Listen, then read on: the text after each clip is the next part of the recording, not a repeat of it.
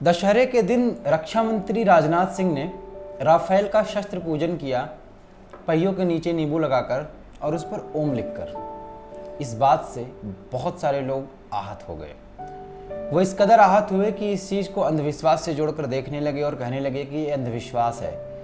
एक वैज्ञानिक युग में जब पूरी दुनिया प्रगति कर रही है, जब पूरी दुनिया आधुनिक सोच वाली हो रही है, उस युग में रक्षा मंत्री ऐसी बचकानी हरकत करके समाज को क्या संदेश देना चाहते हैं, इस बात पर बहस छिड़ गई। और पीएम मोदी की किसी पुरानी रैली का एक क्लिप चलाया जाने लगा कि पीएम मोदी खुद इसके खिलाफ हैं। पीएम मोदी ने कहा था कि नींबू मिर्ची लटकाना ये सब अंधविश्वास का प्रतीक है, या ऐसा नहीं होना चाहिए। और कुछ लोगों का यह भी कहना था कि भारत जो कि एक धर्मनिरपेक्ष राष्ट्र है, यहाँ पे सिर्फ हिंदू पद्धति से पूजा पाठ करना या हिंदू पद्धति, हिंदू मान्यताओं के अनुसार काम करना कहाँ तक सही है।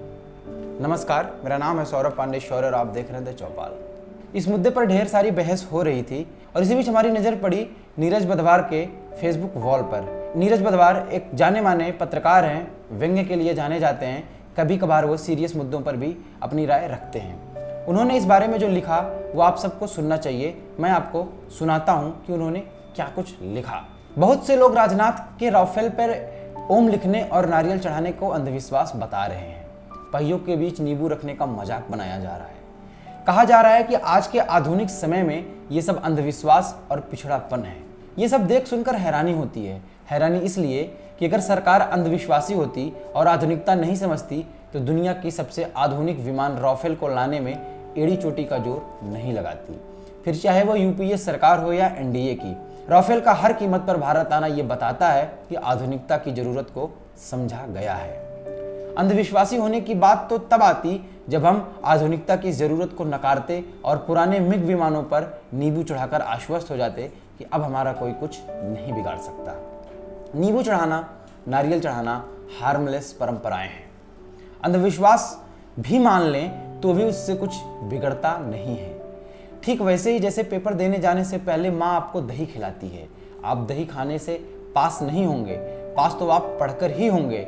आप कितने भी तार्किक क्यों ना हो, लेकिन माँ जब दही खिलाती है तो ये सोचकर खा लेते हैं क्योंकि ऐसा करने में किसी का कुछ नहीं बिगड़ता।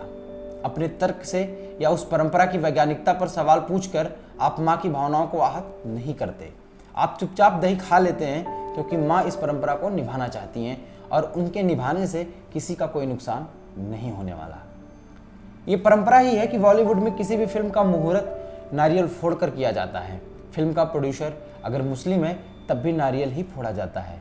मिशन मंगल जैसी वैज्ञानिक उपलब्धि पर कोई फिल्म बनती है तब भी नारियल ही फोड़ा जाता है। फिल्म का चलना या ना चलना उसकी कहानी और मेकिंग पर निर्भर करता है, मगर एक परंपरा बनी है तो सभी बहुत ज़्यादा सोचे समझे बिना उसे निभाते हैं, वो भी पूरी आस्था के साथ। वहाँ ऐसी बातें करके खुद को परेशान नहीं किया जाता कि क्या नारियल फोड़ने से फिल्म घटिया होने के बावजूद चल पाएगी। ना ही सवाल पूछा जाता है कि दुनिया की सबसे बेहतरीन टेक्नोलॉजी से फिल्म बनाने वाले लोग नारियल फोड़कर खुद को अंधविश्वासी तो साबित नहीं कर रहे। परंपराओं को निभाने पर आपत्ति तब की जानी चाहिए जब हम अपनी परंपरा की खातिर किसी को कष्ट पहुंचाएं। जब हम कहें कि औरत को देखकर आदमी की नीयत बिगड़ जाती है तो वो बुर्का या पर्दे में रहे, लेकिन कोई निजी आस्था से व्रत रखता है या रोजा रखता है तो उस पर आप तर्क करके उसे दकियानूसी साबित करने पर क्यों तुल जाते हैं। ये उसकी निजी आस्था है, वो जो कर रहा है उससे किसी को कष्ट नहीं पहुंच रहा, बिना किसी दबाव के कर रहा है। ऐसा है तो उसे निभाने दीजिए अपनी परंपरा। अगर वो अपनी उस परंपरा को पूरी आस्था से निभाता हुआ जीवन में कुछ बेहतर करने के लिए प्रेरित होता है तो किसी को ये हक नहीं कि उस आस्था पर सवाल करके वो प्रेरणा छीन ली जाए। राजनाथ सिंह हिंदू हैं, वो विजयदशमी के दिन वहां गए, उन्होंने शस्त्र पूजन के तहत पूजा की, तो क्या आपत्ति है। धर्मनिरपेक्ष देश होने का ये मतलब नहीं कि हम हर वक्त उस धर्मनिरपेक्षता को साबित करने पर तुले रहें। भारत में जब भी कोई नया विमान या हेलीकॉप्टर सेना में शामिल किया जाता है तो उस मौके पर सभी धर्मों के धर्मगुरु वहां मौजूद होते हैं। कांग्रेस हो या बीजेपी, सभी सरकारों में ऐसा होता आया है। बेशक राजनाथ सिंह धर्मनिरपेक्ष देश के रक्षा मंत्री हैं, लेकिन ये कतई जरूरी नहीं कि उस धर्मनिरपेक्षता को साबित करने के लिए वो अपने साथ सभी धर्मगुरुओं को फ्रांस लेकर जाते। ऐसा करने की कोई बाध्यता मुझे समझ नहीं आती। लेकिन हैरानी इस बात की है कि नारियल चढ़ाने वाले लोग आधुनिकता की बात तो करते हैं, मगर वो खुद इतने आधुनिक या लिबरल नहीं है कि प्रतीकात्मक धर्मनिरपेक्षता न निभा पाने पर किसी को एक पल की भी छूट दे दें। वो नारियल और नींबू में अंधविश्वास तो देखते हैं, मगर राफेल की ताकत में आधुनिकता नहीं ढूंढ पाते। वो कट्टरता का कथित विरोध करते हैं, मगर मामूली बात पर गुस्सा दिखाकर खुद को उन लोगों से कहीं ज़्यादा कट्टर साबित कर देते हैं जिनके खिलाफ वो ये लड़ाई लड़ रहे हैं। तो अंत में बस इतना ही कहेंगे कि सबसे ज़्यादा कट्टर तो वो हैं जो धर्मनिरपेक्षता का शोर मचाते हैं। नमस्कार, मेरा नाम है सौरभ और कैमरे के पीछे हमारा सहयोग कर रहे हैं ललित कुमार। आप चौपाल पर ऐसे ही और वीडियोस देखने के लिए हमें सब्सक्राइब कीजिए, और अगर आप फेसबुक पर हमारा वीडियो देख रहे हैं तो सी फर्स्ट का ऑप्शन ज़रूर चूज़ करें। धन्यवाद।